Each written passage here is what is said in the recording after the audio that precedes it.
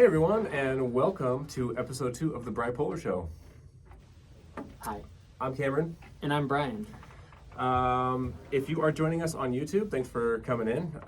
We're actually going to be trying to do this live going forward, and so we need a few more subscribers to get the minimum threshold to be able to do that. So go ahead and subscribe if you haven't right now. It'd be a big help to us. And then we can make this a little more immersive.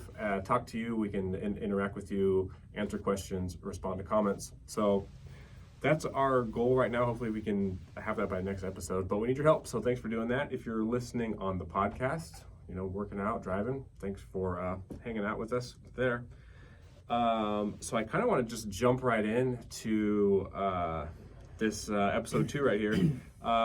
Last I talked to you, you were, we were talking about the range of 0 to 100. Yes. And you said you were at 20.5. You felt like you were rebounding a little bit. Now, where are we at with that? Like 65. Oh, that's a fast turnaround. Yeah, it's been a fun night. Yeah, when did you so did that like uptick like 5-10 points every day, and then, or is it just ramp up real fast? No, I was at 20.5 until last night at about midnight. And I went to bed at midnight. And at 12:45, 45 minutes later, I woke up and I was ready to start my day. So I started my day by doing what everyone should do at 12:45. I did 1,000 push-ups. Like 10 sets of 100 or 10 what? sets of 100. Okay. Or no, 100 sets of 10. So you put the stopwatch and you go every minute on the minute for 100 minutes. So an hour and 40 minutes. Hour and 39 because you start at 0.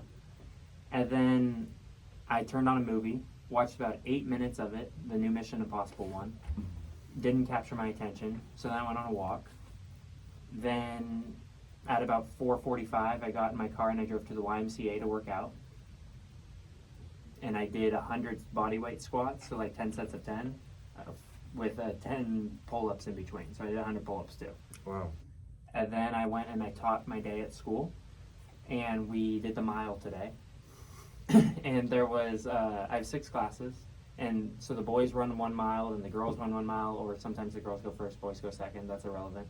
But I ran with each of them. So like I ran a mile with the boys and then I ran a mile with the girls. And so I ran 12 miles today. Wow. For the international audience, that's 20 kilometers. And yeah, I feel great, rocking 45 minutes of sleep. My body's a little achy from all the exercise, especially because I'm not in that good a shape. Because I have been like too weak and sad and depressed to do anything for a while. I've been like forcing myself to work out, and not do that good of a job. Mm-hmm. But when you're in mania, it just it clicks, and like the pain tolerance goes away, the fatigue goes away, like everything goes away. So the only reason why I say I'm at 65 and not closer to 80 is because this is just day 1. If I maintain this for 6 weeks, that would be 80. Okay. I see. So now, is this like an issue where like you end up hurting yourself because you, over exercise, or you push past the pain where your body, past the pain where your body's telling you to stop? I mean, I've had jumper knees in the past, and that's lingered for months and stuff. But no, like every bipolar person's a little different in terms of where their level of danger is on the 0 to 100 scale. For most people, it's closer to 100, which is closer to where I'm at now, because they just get reckless. I'm more dangerous when I'm closer to 0. So like the things that I do when I'm closer to 100 are like write books and work out, But like my doctor told me the story when I first got diagnosed. He was the first person to diagnose me. He says, I had a woman who had her own car, and she wanted a new one because she was going through a manic episode. So she went to the dealership and she bought a car, black car. Very next day, the car was too hot because it's Reading in the summer. So she bought a white car. Very next day, it was still too hot, so then she went and bought a convertible. And her husband came home after spending the weekend gone, and she had bought 3 cars in 3 days. So yeah, like that's damage, because that, how hard that is to work up to that. Like you spend your whole year making that amount of money, and then you just blow it in a weekend for something you're not even going to use. Even if you just sell those cars back to the dealership, you're losing 25, 30,000 minimum. Yeah, that is interesting because I guess you're right. Like different self-destructive tendencies are different. Like if you get a giant face tattoo, you can't change that the next day. You know what I mean? Well, not with that attitude. Yeah, I guess not. But like, yeah, if you just go a little hard in the gym, you're going to be sore for a few days, and you're going to be fine. Yeah, I'll be fine. And I'll be fine. I don't do super heavy stuff, so I did drop a weight on me last week, and this is unrelated to anything we were talking about, but it was embarrassing, so I just sat there with it on me for like a minute, and no one could see me because everyone had their headphones on in the gym, and so I like had to roll it down my chest and like stand up with it. So people, don't wear your headphones in the gym. Also, don't use collars if there's a bench press. Yes. Don't use collars if you're going solo, because then you can. Yes. That's true too. Yeah, that's a good. I've learned that the hard way myself. Yeah. I've always thought, and you can correct me if I'm wrong, but I've kind of imagined bipolar and mania specifically as like your brain kind of goes to your body and is like, hey, so all of like, motivation and desire and will and passion, like for the next few months, can I have that up front for the next few days? And your body's like, well, not without serious physiological repercussions. It's like, yeah, give me the stuff. Yeah, I'll take it. I'll deal with that later. So it's interesting you say it that way. I thought of it the reverse. Of like I know the crash is coming, but more than anything, I know the crash already happened. So on Sunday night, I slept. I was so down. I went to bed at like 6 p.m. and I slept till 8 a.m. Wow. And that's 14 hours. And I went to school and I was like this, body language, everything was terrible. And last night I slept 45 minutes. So this feels like my reward for having to go through all that terrible stuff. I see. So it's kind of more looking back at what happened. It's like, I went through that, now here's what I get, instead of like. And you could be more right than, I'm not a doctor, so I don't, yours way probably makes more sense. Well, if it's cyclical, I guess it doesn't really matter. It's a chicken and egg situation. Yeah. On that. Yeah, so, it's just, all I know is that it feels good to feel good again. And now, have you been channeling that like towards working on comedy, something like that? It's been one day, so I will probably, but not yet. I did write a few jokes. They're objectively hilarious. Actually, I don't know, but we'll see how they get reacted. What I do is I write a joke and I'll tell it to like 8 of my friends, and I see the ratio of who laughs and who doesn't. I try to hit a different demographic with each friend, and if it's like funny to 6 or 7 of them, I keep it. But if 4 or 5 of the people are like, then I ditch it. Do you feel your joke evolving as you tell it too? Like you kind of lean into parts, expand parts, or you just kind of deliver it the same way? I try to deliver it the same way. Okay. Because you're gonna have a wide array of audience. Like I can't cater it to each individual if I'm telling it, because the audience is gonna have 45, 50, however many people, and I can't glean who's there based off faces. I see. So you got like your own little like test crowd. Yep. And try it out on. What's super confusing is like sometimes I'll tell a joke and it'll just kill with like 2 people, and then the other 6 are like, I don't like it. Well, I think you can, like, I would prefer that. Like, I would prefer to have like 2 people laugh hilariously than have everyone kind of mildly chuckle, because like you got that person. Like that's a memorable joke. That's like someone's gonna remember that versus like that was kind of amusing. I don't know. That's just. Yeah, that makes sense. I would have preferred everyone to laugh hilariously at all of my jokes all the time. Sure. Yeah. No, and I get it. And I remember Daniel Tosh in his stand-up, he was riffing about something, and it kept getting more and more and more specific. And then he even mentioned like, there's one person out there that think that's funny, and that's worth it to me. Like it was just very specific. But it's just kind of depending on. God, Daniel Tosh, what a throwback. Yeah, I'm a fan. So speaking of comedy. And you have this, this, you call it Manic Confidence. Yes. Some might call it Irrational Confidence. And part of the reason, like you said, you haven't studied and investigated too much in comedy is you don't want to get discouraged. Correct. On the downside. Now, is it discouraging when I've told you how hard it is, or is it just like, yeah, I'll figure it out? Or no, because I talked to my friend John, and he said that there was this guy named Ralph Barbosa who blew up quickly, and that's enough for me. Okay. There was one guy who blew up quickly. Yeah, and from what I've understood, because I've listened to a lot of podcasts, and a lot of comedians kind of telling their story and how they made it, and it sounds really hard, but people have been asked, like, hey, like, have you ever seen anybody kind of make it quickly and like hone their craft a lot faster? And the reoccurring theme is, one guy, he was in AA, and he was used to kind of telling his story in front of people and getting laughter and kind of realizing how people react to what he's saying. So if you do have experience like talking to people and kind of getting the reactions and the laughs, then you do have a space to kind of draw from in your brain. So Yes. that can be a big leg up instead of just like, I think I can tell jokes. Yeah, the jokes part is the part that actually makes me the most nervous, because I've always had a good background in public speaking.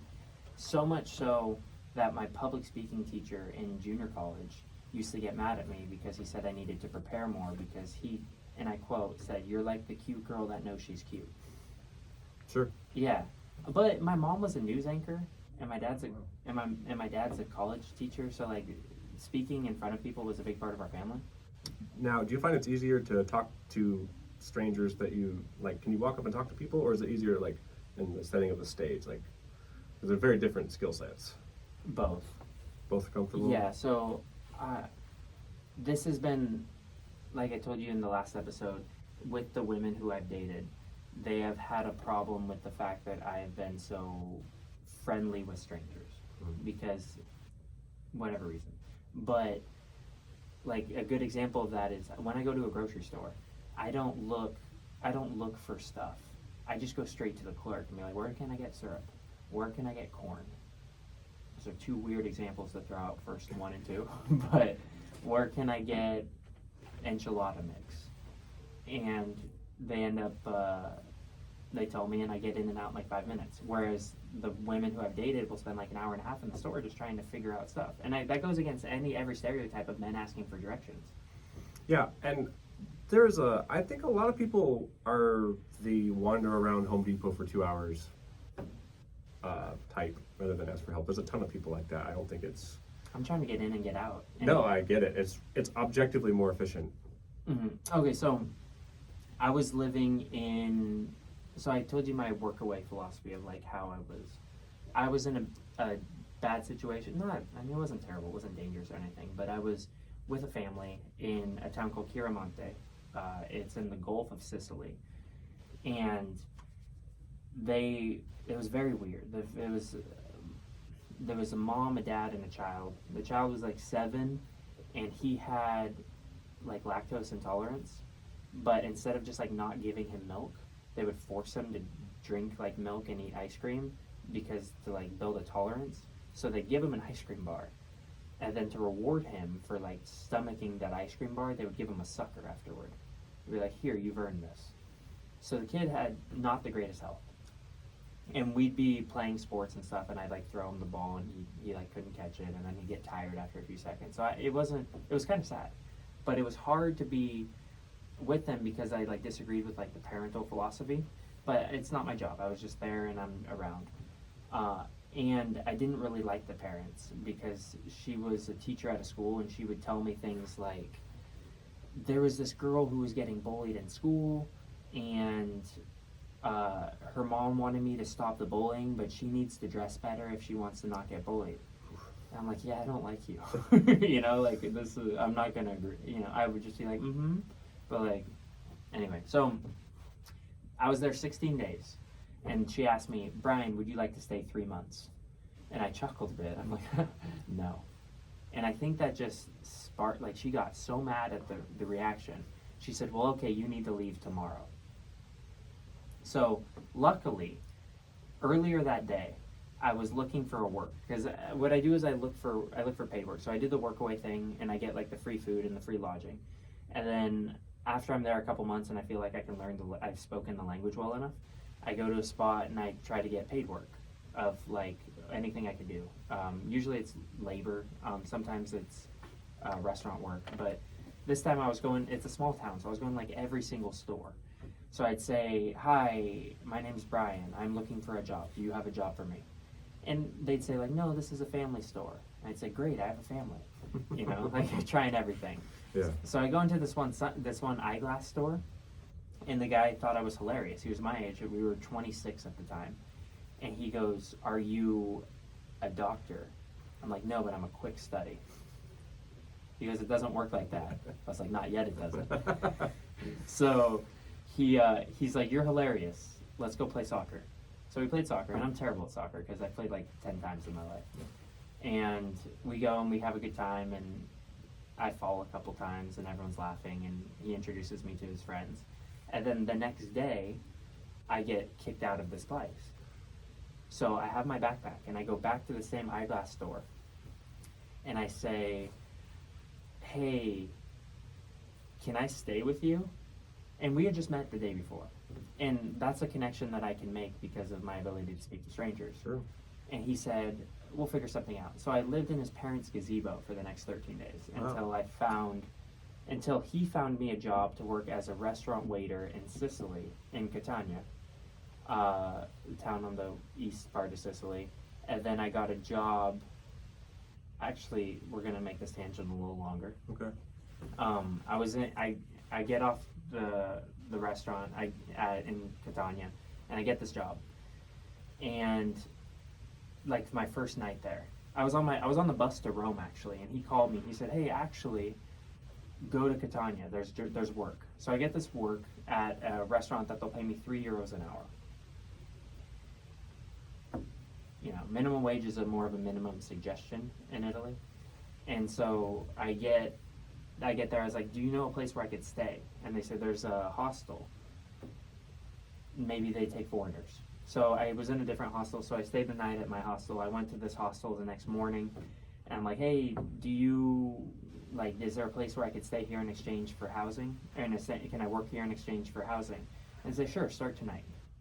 So in a span of 12 days, I went from getting kicked out of my place, not having paid work, to befriending an eyeglass guy, having that turn into a paid job as a restaurant waiter when I was grossly underqualified because I had never waited tables before, and my Italian was pretty rough at the moment. And then that turned into like a lodging situation, all because I can go and speak to strangers. I see. That's a thing that like some hostels don't take foreigners. Is that a common thing? Or? No, they take foreigners, but like for work. A lot of times they'll prefer locals. Okay. But locals who speak English, because a lot of people are travelers that are, you know, they speak English as the main language. But the fact that I spoke some Italian at the time and I spoke English, they were very happy to have me. Oh, that makes sense. And so I worked at the restaurant. I was 4 nights a week at the restaurant. I was 10 p.m. to 6 a.m. and then 3 nights a week at the hostel from midnight to 8 a.m. So I didn't see the sun for like a month and a half. Oh, wow. Yeah. So there's a pretty good skill set of being able to, you know, make these quick connections, be likable, and get yourself in favorable, you know, quick shifts, change of scenery if needed. Have you ever found yourself like, I kind of got myself in trouble, like kind of found myself like, oh boy, I don't know if I'm in the best place right now after kind of linking up with these people and traveling, or you've just always been smart and safe about it? No, the first part. Yeah, all the time. I'll find myself in situations where like I really shouldn't be with these people, or a good example. I was real manic depressed. It's very rare for me to hit the combination of the two at the same time. Usually I'm up or I'm down, but it's really dangerous for me when I'm up coming down, because I still have the mania, but now I still have the depression, but I have like the impulses to act on it. Like I need change. And so one night I couldn't sleep, and this was COVID, where it was like 3 a.m, and it had been like 3 or 4 nights since I slept at this point. And I was just tired of it. My knees hurt because I overworked out, and I couldn't travel for months because of COVID, but also I kind of got used by a girl, and that led to some like heartbreak and resentment. So there was a lot of piling things, and I told you about last episode about how like you can't block out the negative when you're bipolar and going through depressive, like everything's the worst. So it was like all these things. So I just needed a change. I couldn't sleep. 3 a.m. I got in my car and I drove to San Francisco. And I got on a plane and I took the next flight to Egypt. And I just moved there. Wow. And that was probably the worst decision I ever made. Because I wasn't in a mental spot to handle it. And they're kind of, if you're going to visit Egypt, it's great let's go see the pyramids, have a good time. Like it's nice. But it's also, if for Westerners, they can be pretty closed off and rude, or try to oversell you stuff as like, take these bracelets, $100, like that sort of thing. So, and you'll get that everywhere, but I mostly had an issue with the rudeness. So I'm with I took a job in a gym where I was going to be personal training, and I was going to be living in this apartment where I was also going to be learning Arabic. That was language number 7 on the list. And so it was going to be exciting. I was going to learn Arabic, because the goal was always 10 languages by 30. Oh. Why 10? Because it sounded nice. Sure. I had 6 by 26. Wow. So I was on pace for it. I was going to do, I have French, Italian, Spanish, Portuguese, Swahili, and English. And I was going to do Russian, Arabic, Japanese, and Chinese. Actually, 6 months before this Egyptian thing, I took a teaching job in China. And then the COVID thing happened, so no one could get into China. So anyway, so I'm in this this house, and the gym is under construction, so I can't work out. My friend fell off a mountain and died, and so I was dealing with that, with all the other stuff. Like, I didn't have the right wherewithal to handle. I didn't have the tools to handle what I was going through, and that was when I was close to zero. Wow. And now I think probably people are kind of wondering, like, how much money do you have in your pocket when you're going on these adventures? I can't imagine it's very much. No, it's not. When I did my first, okay, so the Egypt one was different because I had COVID money. I was balling. I had like 18,000. It was great. I worked as a substitute teacher for 5 days. And that qualified you for the, wow. So I was getting like $1,500 every 2 weeks, because I worked for 5 days. And then they're like, "You haven't worked enough." I was like, "But I would have." And they're like, "You're right. Here's a lot of money." It was really getting handed out. Yeah. That's the inflation we're experiencing now. Yeah, I should not have gotten all that money. I blew it all with traveling. But before that, when I went to Italy and I did my first, like, Italy, France, Tanzania, Spain, like, I spent $1,800 in 2 years. Wow. Because I didn't have more than that, and I did the workaway thing to save money, and so all my money was flights. I'd go months without spending $1. Wow. And I made some money. I got a job when I was in Tanzania. Okay, this is a little bit of the bipolar confidence, like, benefiting me. It often doesn't, but it did. I told my parents I wanted to move to Kenya to be a safari guide on a safari, because I thought safaris are cool. I want to try that. And then, so I'm living in France. I was planting strawberries for this widow, and she was one of the ones too that, like, with Workaway, that was like, you can work 4 hours a day, 4 days a week, but actually it's 12 hours a day, 7 days a week. Sure. Yeah, so it was not the greatest setup, but she had a neighbor, and there was another person doing Workaway right next door, and she was an American girl named Laura, and she's from Minnesota. And I told her about my plan to do Kenya safaris. She's like, "You should go to Tanzania. They're rated the highest in the world." And she's right. If you're going to do a safari, go to Tanzania. Or South Africa, but one of the two. And I was like, okay, you're right. So I go to Tanzania. I'm there for a couple months. I learned Swahili. I'm working in this orphanage this school for orphans for Workaway. And I'm like, it's time. I'm going to go on a safari and see if I can do it. And I went on the safari with a few of the people I was working with at the home. And there was a French girl, 2 Spanish girls, and I think that's it. There was an American guy and an American woman, but they left early. And it was great. Like, the animals were incredible. It was one of the best experiences of my life. First safari. Everyone should do it. But the guide was so bad. Like, he was mean and, like, very mean to the women, especially. Like, they'd be like, can we stop and see this boar or this warthog? And he'd be like, no. And then he didn't speak English very well, so I remember I'd ask him, like, how much food per day do elephants eat? He said, yes, there are a lot of elephants. It's like, okay, thanks, dude. And then we wanted to stay till the park closed at 3, and he left at 12:30. Oh. So it's like we didn't even get our money's worth. So I went to his boss afterward, and I was like, look, I don't know what the deal is here. I'm not trying to take anyone's job, but, like, I can work here and be as good as him in, like, a day. Like, it wouldn't be that hard. I just will treat people better. And the boss is like, no, get out of here. I'm like, okay, that's fair. Maybe I'm overstepping. But as I'm leaving, there's an older French couple, husband, wife, like 60-ish, and they say they're having trouble communicating, trying to get a safari. Because what happens is there's these street sellers, and they just go to all white people on the street and be like, safari, safari, safari. And if they bring you to an actual safari place, they get like $20. Oh, okay. So a lot of people, which goes a long way there. Yeah. And so they were doing that. So they bring these two people in, but they're having a hard time communicating. So I translate like French, Swahili, Swahili, French over the course of the conversation. I tell the French couple that I am their guide. And they're thrilled. And they're like, we only want to go with you. I was like, okay, this is fantastic. And so I tell the boss, I was like, they want me to be their guide or they're not going to do it. And it's very like paycheck to paycheck there. And also I have a story about him later on that shows you why it was paycheck to paycheck there.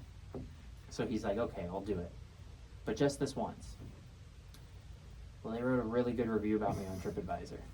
So I became the company's French safari guide and I started getting requested. And if you go to Amazing Kilimanjaro on TripAdvisor and you click on the French reviews, you'll see a couple reviews about me, including a photo of mine. So, like, that's one where I said I was going to do something. I didn't take no for an answer, and I did it. Wow.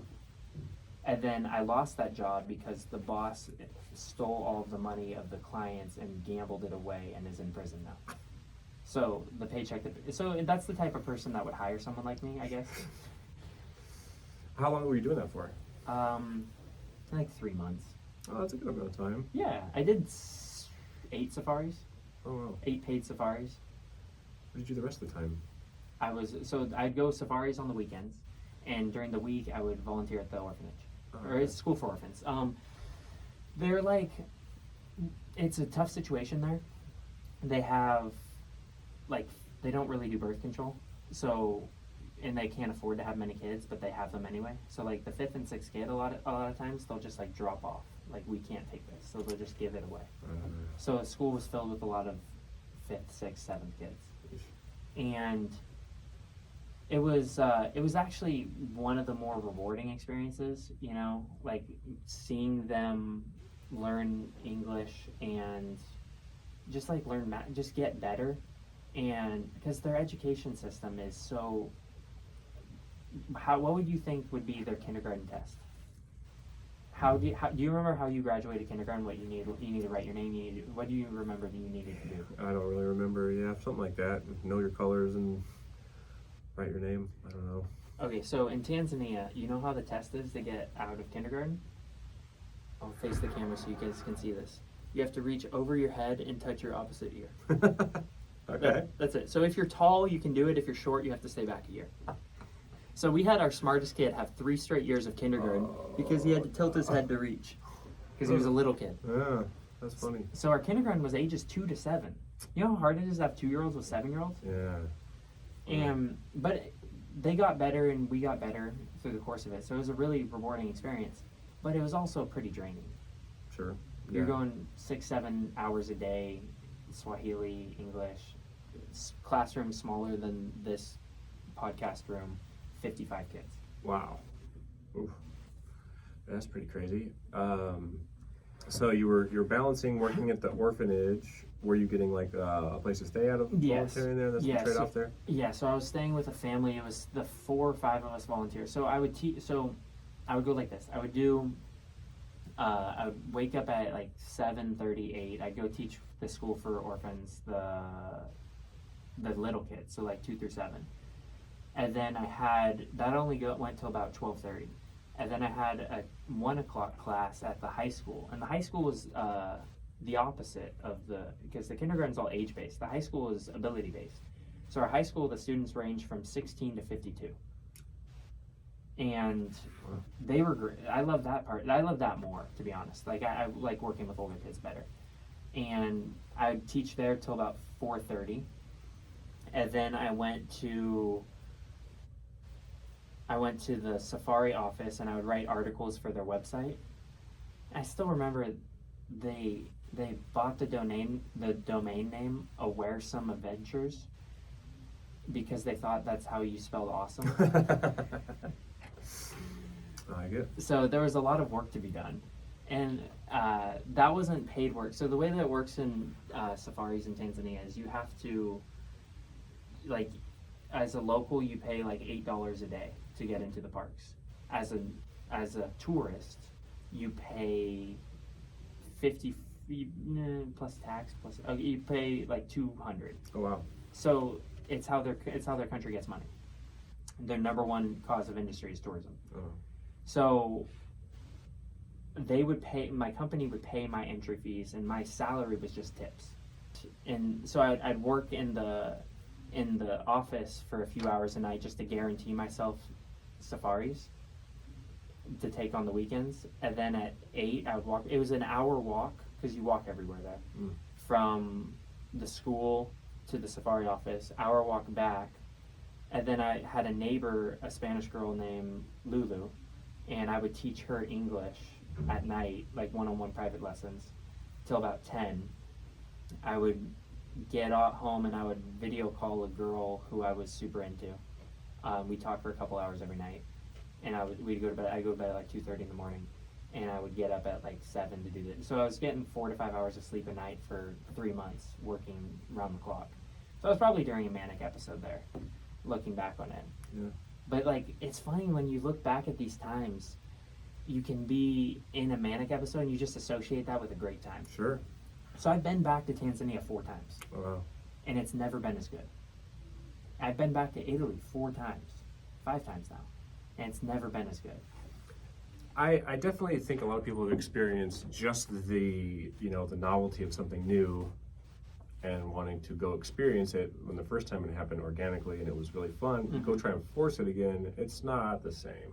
No. Even just down to like a good dish at a restaurant. It was great, we were having fun, and you go back a week later and you're like, it's just not as good. I think that's a pretty common thing, but with bipolar, like that's probably magnified like extremely. Well, yeah, because you're just like, you remember the feeling when you're there. I got out of a long relationship perspective. It was 3 years. In junior, I did the junior college thing. So to save money, I went to Shasta College, which is the local junior college. Tried to make the basketball team, didn't work out, I got cut. Found a girl, we moved down to Los Angeles together. She went to UCLA, I played junior college basketball at a school called LA Valley. And that was terrible. Everything about it was terrible. Like the setup, the coach, I'm trying not to cuss on here, but the coach would cuss a lot at me. Oh, wow. Like abusive stuff. Oof. I was the only white guy on the team, and he would call me White B-word as my name instead of Brian. That's rude. Yeah, it's just like not a name you want to be called Right. by like a 65-year-old man who's clearly unhappy. And we went to, it was like 2 years of just hard. Everything was hard. I was so broke. I was making, 2014, minimum wage now is like $16 in California. In 2014, it was $7.25. And I know that because Starbucks at the time paid $7.30 and always prided themselves on never paying minimum wage. Come on. You can't give $8.30? Yeah. So my parents were helping out at the time because I couldn't afford rent. Even though the fact that me and the girl were living together and we were splitting it, it was terrible. So I was just poor. It was hard. I hated basketball. I grew to resent the girl I was dating. That ended terribly. And that ended. So when all that hit the fan, I went to Boise State as like to finish my undergrad, the final 3 semesters. And whenever I hit a low, here comes the high. So I just happened to hit Boise State at a high. And the moral of the story, or the point I'm getting at, is I associated Boise State with some of the best time of my life because it was such a profound low. And I had all these friends, and we played football and basketball. I mean, we go to the rec and play basketball from like 5 p.m. to 10 p.m. every night. No responsibility. I was a sociology major. There was no homework. I started the fitness company. Our coders were based out of Nepal. So during the school semester, keep in mind, this is a sociology major at a state school. So the expectations are pretty low. Sure. I flew to Nepal for 3 weeks. Didn't tell any of my teachers I was going, just missed. Came back, I got like a 3.4. You know, and it wasn't because I'm like smart or anything, it was just there was no work. Gotcha. Yeah. That's kind of a personal question, but based on how you explain that you do things, do you find yourself like going from 0 to 60 in relationships like really fast? Probably like this is not the optimal way to go about this. Yeah, so that's been the undoing in a lot of them. First of all, after the first one, this is a tough one too because I was in the first really bad one that ended poorly. It was good for about a year, bad for about 2. And I didn't know I was bipolar. I just remember being depressed. And you're just not wanting to be like sexually active when you're depressed. So there was none of that the final year and a half. And I remember for 4.5 years after that, I associated being in a relationship with being depressed. So I went 4.5 years without kissing anyone. 4.5 years without hooking up, 4.5 years without holding a hand, 4.5 years without even having an almost maybe that one chick, you know? But then I took the brakes off and I just went full go with a girl after that. That ended up really poorly. Spanish girl, she ended up using me. She lived with me for like 6 months, and that's okay. You can tell me if I went too far. So we met in Tanzania. I fell for her. I fell for the situation. Pretty girl working at an orphanage, about my age. We talked well with each other, but I was on an up. And she was only there for about 6 weeks. I was there for 6 months. She went back to Spain, and we were talking all the time. And I decided I wanted to visit her for my birthday. So I asked her, and she's like, yeah, that sounds great. So we're talking on the phone every day. And little did I know at the time we're talking on the phone every day, she's gotten back together with her ex-boyfriend. And I feel like this could have came up at any conversation. Never did, though. Never did. So I decided to be romantic. And I learned Spanish to impress her. Because I was living at this orphanage and there was 2 other Spanish volunteers. The one girl who eventually abandoned me at her farm. And a Swiss-French guy whose parents were Spanish, so he spoke Spanish. So I had already spoken Italian and Portuguese, and when you learn the Latin-based languages and French, it's easier to pick up. Like Spanish was super easy because it was like so related. It's almost Italian. It's almost Portuguese. And so I started speaking. I'm like studying verbs at night by candlelight because we didn't have electricity the whole month of October. And I'm like, tú eres, yo soy, you know, like just studying, like, oh, she's gonna love this. So I get to Spain, and she picks me up from the airport with her friend, and I start speaking with the friend in Spanish, and she's like blown away, negatively. She hated the fact that I learned Spanish. Really? Oh, she said it was too much. And I get that now because like she was in a relationship with the guy, but I felt like I didn't have all the pieces to the puzzle. Sure. And over the course of this relationship, we decided that she was going to come live with me in the United States. And so like I got her an internship at like UPrep to work in the kitchen. Uh-huh.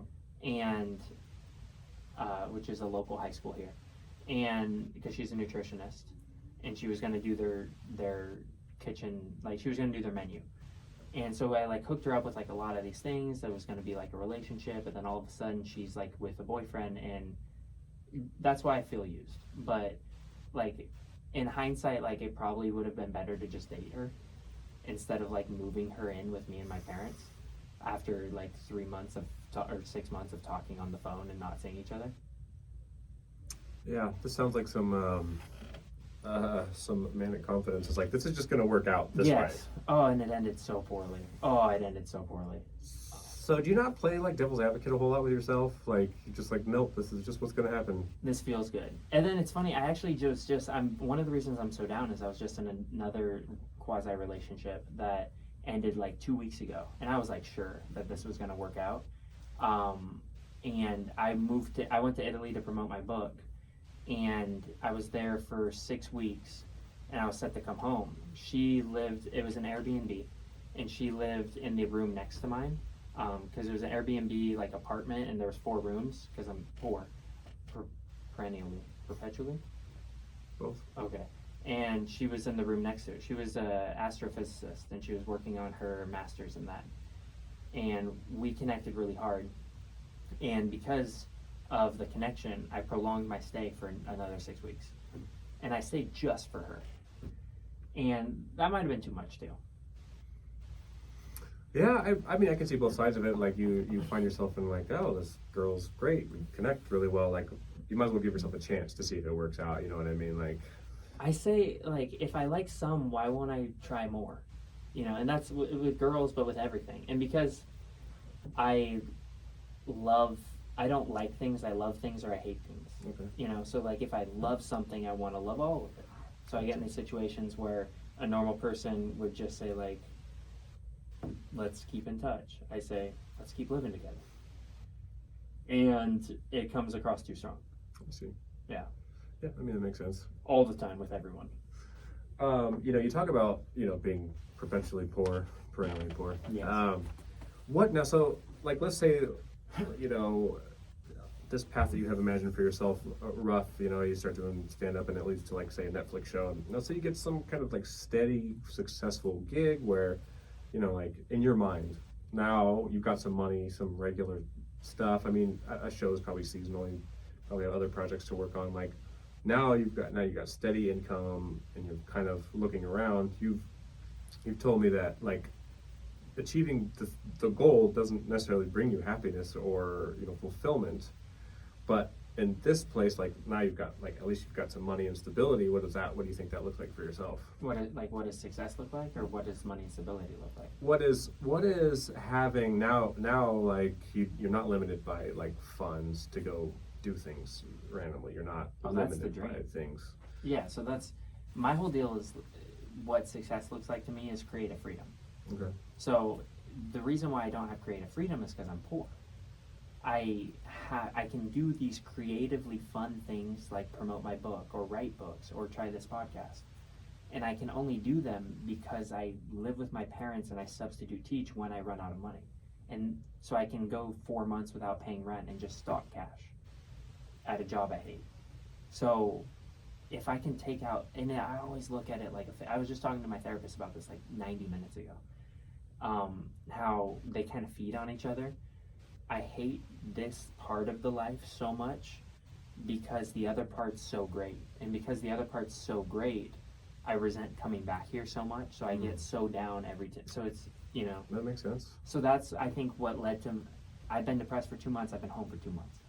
That makes sense. Because every time I come back here, it feels like I'm failing. It feels like I did not make it as a creative storyteller or enough to make money enough to live off of.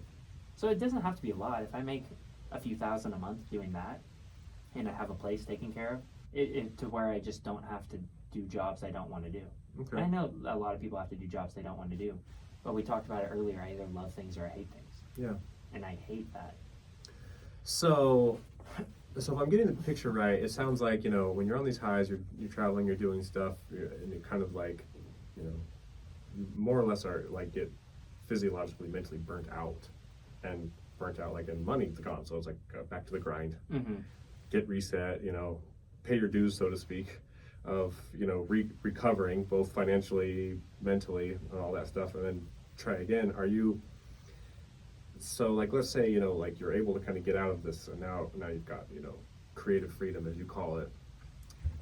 It sounds like as someone with bipolar, there's still going to be lows, like triggering lows. So there's gonna, like, I'm guessing there's still gonna be the highs and the lows, but they would just look differently because you don't have to go back and, you know, do this thing anymore, but like there's still probably gonna be a low that happens. Yeah, but I'm hopeful that 80-20 turns into 80-40. That makes sense. And I have no way of knowing whether that'll be true or not. Maybe the low will still be the low and I'll find something else to be upset about and justify that in my own head. But it's, like I said, it's the hopelessness of knowing I'm gonna be back here. And like this last time, I actually had to borrow money from my parents because I ran out. I was only supposed to stay in Italy 6 weeks. I stayed in 3 months. So my first whole paycheck just went to them. And so then I get more depressed because I'm thinking like, okay, that's 1 month, 2 months, 3 months. I'm doing the math of how long I have to do just to get out of this hole. And I don't even have, like, a lot of people that get in debt, they have like a house or a car or assets, or I don't own anything. I'm about ready to move to Portland. I'm gonna have to have my uncle drive me places, I think, or figure out a way to Uber to my job. You know, I don't have assets. I don't have a car. I don't have a home. I have these experiences, which studies say make you more happier living experiences than buying material things. But after the experience is over, it's like, now I'm just poor with nothing. Yeah, that's true. That's a good, I get those memories though. Yeah, the memories are cool, but then it's the awareness of it'll be 4 months in minimum, 5 months minimum before I have another positive memory.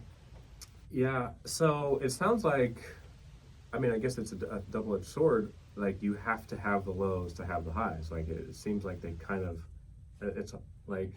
But we talked about this. I can ride the highs. So like I can, Sure. I can go up, and I did like the 2-year travel thing. So I can go up, and as I'm approaching medium, I can move again, and I can ride highs, and that move can be symbolic of something else. Like the move can be a new book I'm writing, a new stand-up set, a new project of any sorts, where I can just be like, now I'm doing this, and I can kind of fend off or at least I believe I can kind of fend off the supreme lows by keeping moving.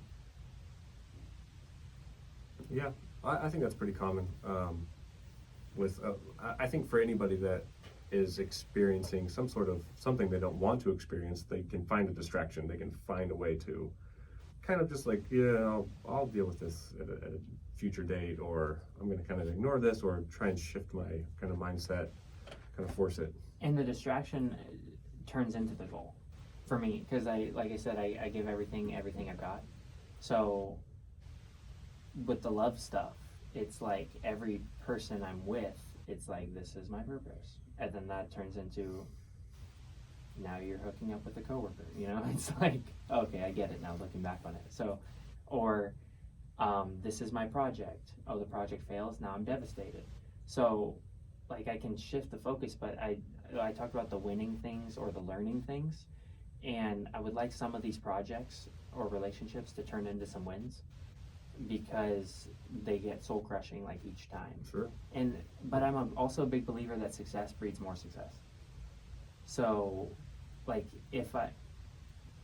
LeBron James is a great businessman, and he's made a lot of money doing a lot of things, but you can't deny a huge factor in his great business is his name, his likeness, and the fact that he has like $400 million to play with. You know, so if he puts his name on a restaurant, it's like, oh, this is LeBron James restaurant, it's going to be successful. So if I put my name on something, it doesn't mean anything right now. We're doing this podcast, and people need to really like the content, and that might not even be enough. But if I, like the Workaholics guys do a podcast, and people like the show The Workaholics, so the podcast is ultimately going to be successful because they've already had the success in another realm. Right. And so if I can get that, try multiple things, then those things will have a higher likelihood of success, because people who can fund things, or audience members, will say like, I know that guy, I like that guy, I want to do that, or I want to watch that, or I want to give him money so he can do that. Yeah. Have you ever thought of doing, because I know you've been playing poker for what, less than a year or whatever? Super Bowl, so February 8th till November 30th, 9 months. Now there are people that do make a living playing poker. It's not a lot. It's a pretty small percentage. But there are other ways where you just use money just use money to make more money, like whether it's a stock trader or there's other ways to do it. Have you ever contemplated, like, because I could see you, crashing in hard on something like this and be like, well, I'm just using money to make more money and using kind of my skill sets and my passion and drive to kind of figure this thing out, because there's a lot of ways to just use money to get more money. Okay, so this sounds kind of counterintuitive based on what I've been ranting about the last 10 minutes, but money to me is never the goal.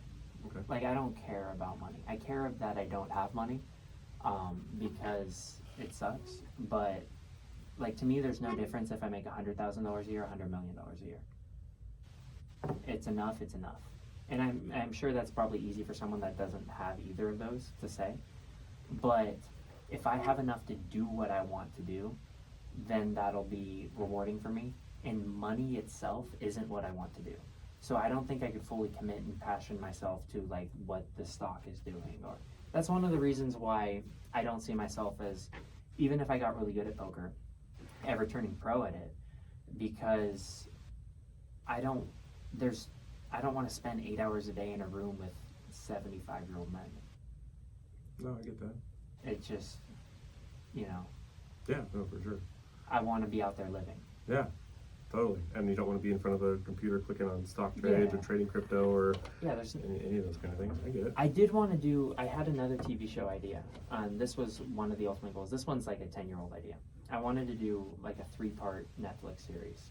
The first one I told people about was The Walk, where I walk through Africa mental health. We've touched on that in our last episode. If you're interested, check it out on our last episode. The second one was I wanted to, because my attention span is usually about 2 to 3 months at something. So I wanted to see how good I could get at something, how good the average person could get at something in 3 months. So I moved to the south of France, and I joined like a Michelin star restaurant, and I chronicle myself, because I can't cook at all. And I chronicle myself like learning how to cook over the course of like these 12-hour days for 3 months, and seeing at the end of the third month I have to run the restaurant and seeing how good I could get. And then I go to Kenya and I try distance running, and I run miles and miles and miles a day, and at the end of 3 months I have to see how fast my marathon time is. And then I tried that's the whole reason I started playing poker, was because I had this idea, and poker wanted to be one of the episodes where I'd go and see how good at poker I can get, and I have to join the World Series of Poker after 3 months, and maybe some high stakes cash games, and see how good I can do. Trading stocks at Wall Street, Argentinian tango. It'd be 6 or 7 episodes of like these various things in various parts of the world, and I would see how good the average person could get if they devoted themselves completely. And to me, that's a project. Like, that's fun. And if it makes $1 or if it makes 100 million, like, that's more exciting to me than just like in those circumstances I will do the stocks, but only in those circumstances. I see. So it's more, I see. So it's not about, it's about demonstrating and like showing. And I think that would be super interesting, because a lot of people wonder about that kind of stuff, especially like you see like a professional athlete, or someone's like, I could do that or whatever. Like, well, maybe not. It'd be kind of interesting to see like an average guy. Yes, they used to have Pros vs. Joes. Sure. Or it's like, it's on Spike TV or something, where they'd have like retired NFL or NBA players play against average guys and just get destroyed. Yeah. But just because I was on the subject, the third part of the Netflix series would be me re-enrolling in junior college as like a 40-year-old with my 5 best friends, who all have 1 year of junior college eligibility, and joining the basketball team. Okay. And making like a reality TV show about us like going back in time and like playing against other 18 and 19-year-old kids, taking college classes, talking trash, like, oh, did your mom drive you here today? I think that'd be fun and funny. It would be I've had some name ideas that you've heard of Last Chance U. My last name's Stupek, so we could do Last Chance Stu. Okay. 17 Again. That was a movie with Zac Efron though, so maybe 18 Again. There you go. 18 Again would be better. So I've clearly had these thoughts of things that I want to try, and I will continually have these ideas. But to me, success and creative freedom is to be able to have enough money and or influence to be able to do all these ideas that I have. Yeah, I mean that totally makes sense. So I guess it would just be different. I guess like you said, it'd be different things that kind of cause the highs and the lows at that point. Like because it sounds like at least like money's like a somewhat of a like kind of a limiting or Obstacle. obstacle, or like it helps you, you know what I mean? Like depending on what you're doing at the time, like if you do have it, like it helps a lot. Yes. Yeah, because like the walk itself is $250,000. Like, and I have 3,000. Actually, no, I have 0. I will have 3,000 in 2 weeks. And so, you know, you've done all these different projects and you run into roadblocks, and not all roadblocks are the same. Like some are like, okay, well, I'll figure this out. It might be, you know, some time and effort, but some are like, I don't know if I'm gonna be able to figure this out. Where is that? Do you feel like that's kind of what sets you apart, is like really hard roadblock? You're still trying really hard to figure that out because I don't believe in obstacles. okay. I mean, obviously, that's where I think like the relationship stuff has gone so poorly, and the moving on aspect. Because when things go south, I'm thinking like, well, there's got to be a way, there's got to be a way, and there just isn't. You can't force someone into a situation, but with everything else, you can. You know, like you can become a safari guide. You can figure out a way to make it, you know, a Tanzanian concert work, and I'll tell that story a different episode because that's an interesting one too. But I mean, I haven't yet, but I still believe that if one more break fell my way on a lot of these cases, I would. Sure. So, but like Thomas Jefferson said that the harder I work, the luckier I get. The best you can do is just put yourself in a situation to get lucky. Absolutely. Because all success is luck. Mm-hmm. You know, I like agree. you keep trying and you do your best, and sometimes it happens. Yeah, what was the expression? Success is hard work meets opportunity, or whatever. I Something think like that's that. yeah. I think that's Roosevelt, maybe. I'm not sure. I'm just spitballing. Yeah, I am a big believer in that, and too, like, and you know, like working on all these projects, you kind of learn a little bit about, whether about yourself or whether about kind of the way the world works or the way to interact with people. Like every project, you're gonna learn something. You know what I mean? Even if it's ultimately not what you intended it being. And knowledge and effort is transferable.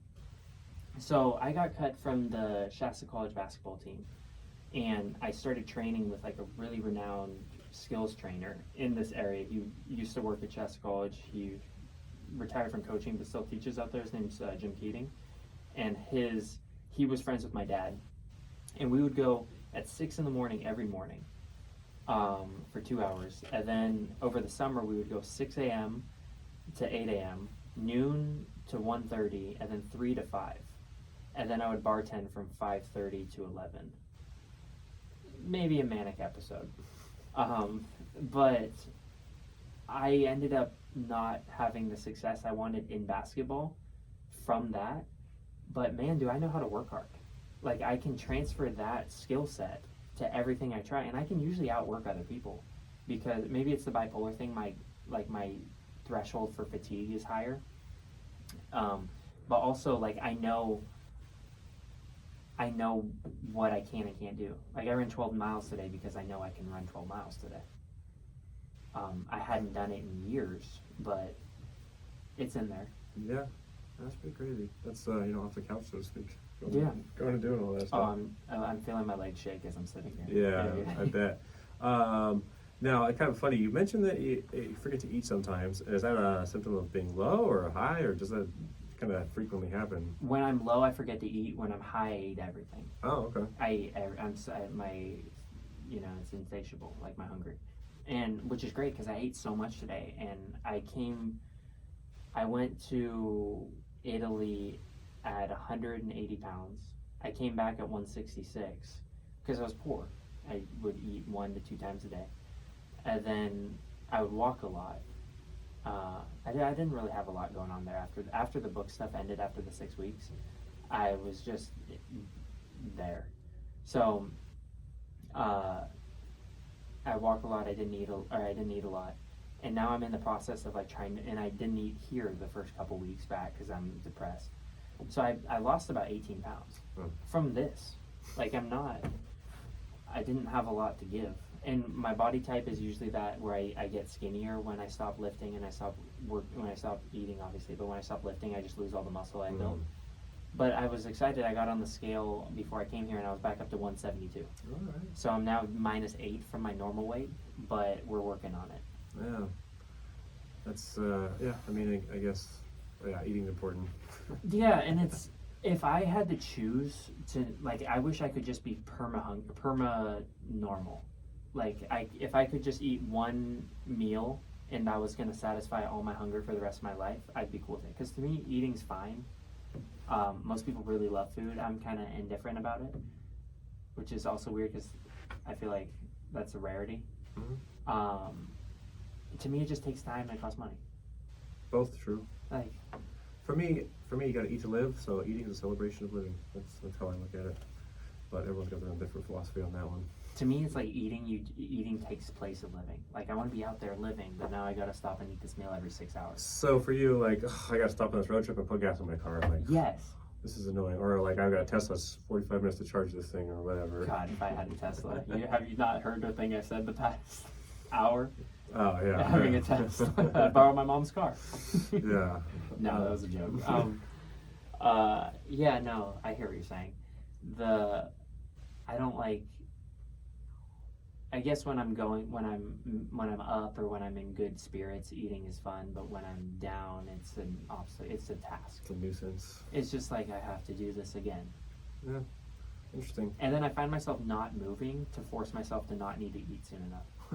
When I was actually, It works. yeah, when I was going through the first breakup in Los Angeles, I would eat Kraft mac and cheese or Chef Boyardee, and Kraft mac and cheese at 3 p.m. If I waited till 3 p.m. and I put extra butter in it, it would make me full, grossly full, for the rest of the night. So I could get by off $1 a day on meals. And that was Healthy. that was not, I probably wouldn't do that again or recommend anyone else do that. Probably not. No. I did run a marathon like that though. Really? Yeah, I'll tell that story in a future episode. It's a long one. It's a good one though. Okay. Well, that puts us, we're a little over an hour. That's a pretty good episode. Yeah, and we're in this new podcast setup. So I hope the audio worked out well and, we grew our audience base. Yeah. Well, thank you very much for joining us today, and hopefully we can get going live so we can interact with y'all and respond to comments and questions and everything, and just make it more immersive, because that's kind of the goal we want. We want to kind of expand this, and two, a lot of this is like like you said in the last episode, if you've been wondering if you have bipolar, but this is also something good for, like, if you know somebody who maybe exhibits some symptoms, you can kind of be like, oh, this is starting to make a little more sense. And it's one of the most underdiagnosed things, and one of the most underdiagnosed disorders, according to all the research. So there's a good chance most people that have it don't know they have it. So, and if you're in a relationship with someone who has it, or if you're friends with someone who has it and you just want to be like a better boyfriend, girlfriend, or a better friend, and you are curious, you can always ask me questions as to like how to react when someone does something obscure or weird or over the top. Yeah, and so if any questions or comments, just let us know. Leave it below.